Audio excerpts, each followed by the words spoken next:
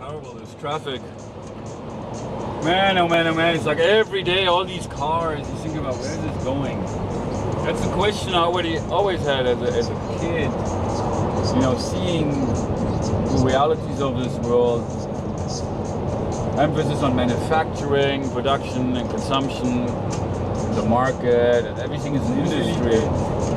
Beyond this reality that we have evolved in this world, the physical world, what's life really about? What's the point?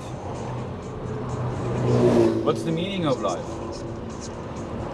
Beyond this existence, this experience in this world, with again all the physical and all that stuff. I see that in our human nature.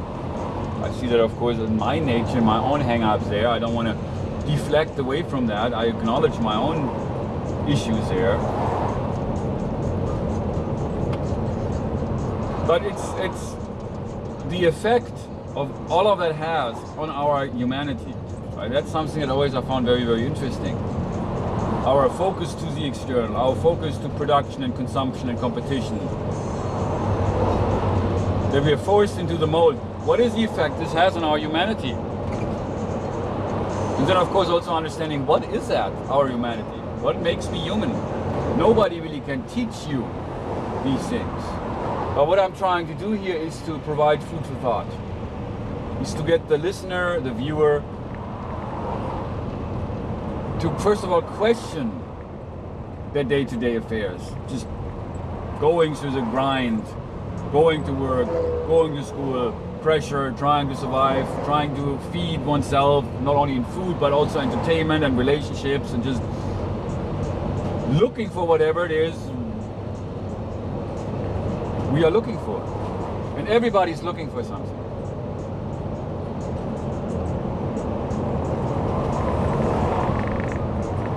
But it's really like, well, beyond that, what is life all about? And what does it mean to be alive? What does it mean really to be connected? That's what Realize to Access is about. The living that, the being that. And I just want to also make this clear, I am far from doing that myself. And these are ideas that I have developed as a result of my own upbringing, my own experiences, being a kid in Germany, and then life leading me to America, and my experiences there during my marriage was very difficult, and I'm not going to get into that now, so don't worry. But then beginning to study about personal development in the mid-90s, and it really dawned on me the deeper implication of the idea that, well, it begins there when I begin to develop myself, to improve myself. But that self is unlike what I think most personal development literature is about. Life coaching, personal coaching is about getting you to be successful, getting you to do what you need to do in order to live the life of your dreams. Which of course is great, there's nothing really wrong with that.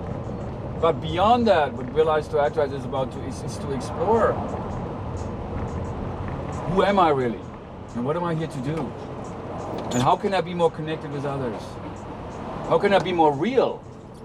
That's a very, very important thing about Realize to Actualize, reality, which connects all of us.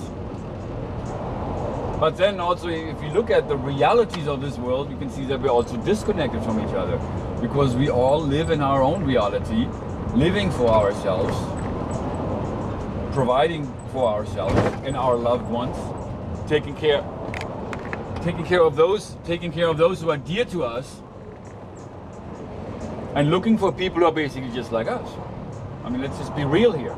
That's my reality, and everybody has their own reality, which consists of their own belief system, their values, their mentality, their personality, their individuality, their likes, their dislikes, their perception, which we all have a perception, and our perception creates our reality. But that's another thing I always question. If that is the case, if what I perceive is real to me, and then the other person, be it even my parents or my sister or my neighbor or whatever, that person perceives differently from how I perceive, and their perception is reality, then of course reality has become something that is very subjective. Depends on, again, how I look at it. Depends on where I'm coming from. Like also my perspective creates my perception, creates my reality. But it's really beyond that to explore what is real. Because if we just, I mean, there's then no wonder that people are divided. We got all these different groups and subgroups within our cultures, within our societies, within our neighborhoods. And again, as we exist in this market, which is a very sneaky way our society has created that, there's something for everybody. Pick and choose whatever works for you. That's just the way.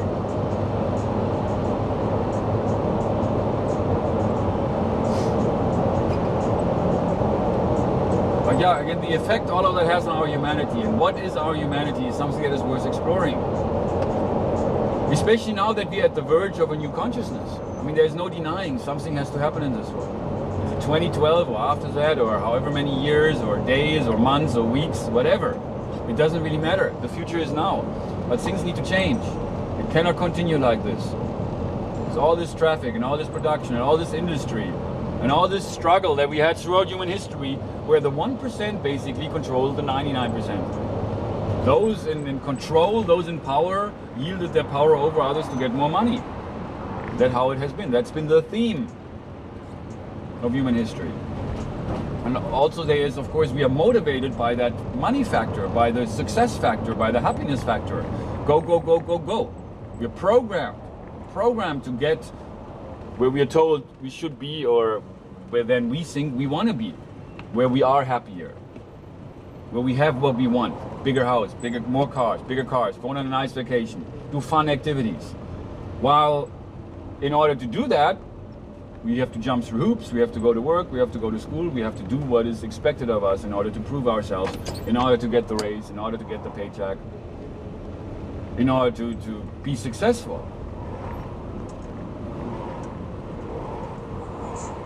But this is just part of the illusion, because this is just, it's all that man-made stuff. Like it starts really in school, the knowledge we gain there, it's all about book learning, it's all about academic achievement. It's all about memorizing what we're told by a teacher, what we read in a book, and then there's a test. And that's where we measured against how well we retain that information, how successful we are in social terms. Now, what kind of real success is that? What success is that? And how do we comprise our humanity? Which is actually something we have lost touch with a long time ago. As children are very much, they are that. Children are true, children are innocent, children are real, children don't lie, children don't pretend. All of these things we learn later on in life. How to get ahead. How to say, how to be in a way that other people like, so you will get ahead. So you will be successful. So you will get what you want. And that's again how it is. We in this world, we all want something. Everybody wants something. Just be it food, of course, that's where it starts. Or even more profound, I think it's very interesting in the homeless community, the idea of change. You got change, which of course there refers to money, but it also I think in a deeper philosophical meaning, the idea of change.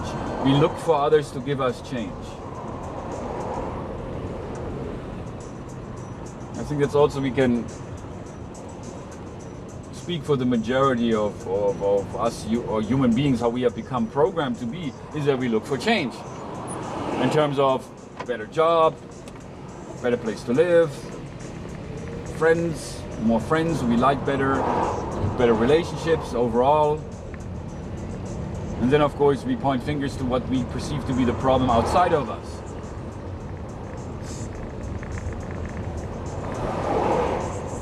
While in reality it begins from within us. change of this world begins within us, which is a matter of learning how to relate to others in a more positive way, how to be more loving, to be more accepting over those things we cannot change. That's a big one. It's like what the Serenity Prayer says. To accept the things we cannot change, to change the things we can, and the wisdom is to know the difference. If we could just, well, again, I don't want to say we a lot, because I've been confusing, I guess, a lot of people out there that say, who is this guy talking about we? I mean, ideally, of course, it includes everyone. It's a new way of being, a new consciousness. And that includes everyone.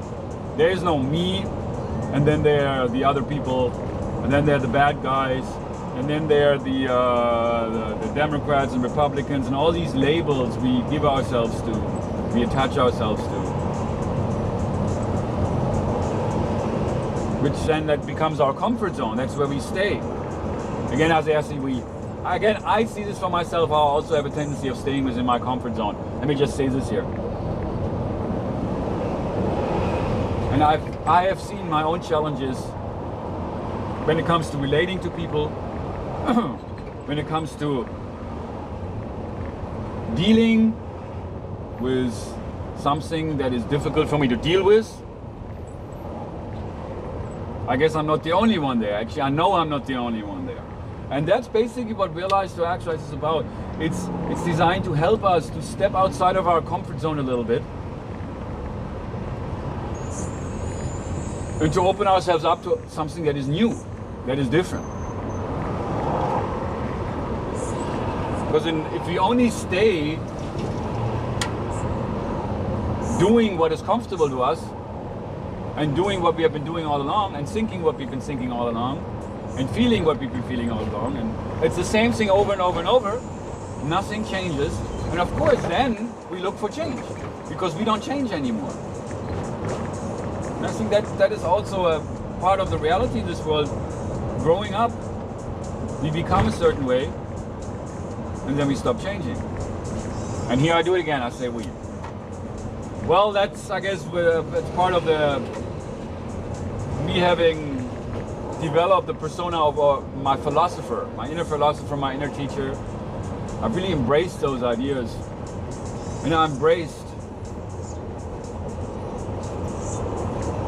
the fact that actually I figured it out. I know that. I've been told that many times before, and I hope I don't sound arrogant. I might, and some people might out there be turned off by this, but hey, what can I say? Let's just keep it real. I have figured it out. I know truths, I can say that. But, and that's the whole point of Realize to Actualize. To know truths, to know something is one thing. To realize something is one thing, and that's where it begins, and that's beautiful. But to put this awareness into practice, that is so much more difficult. That's actually where the real challenge begins. Or the real test. And I've been talking about this for a long time. I've known this for a long time. But I also haven't lived it for a long time.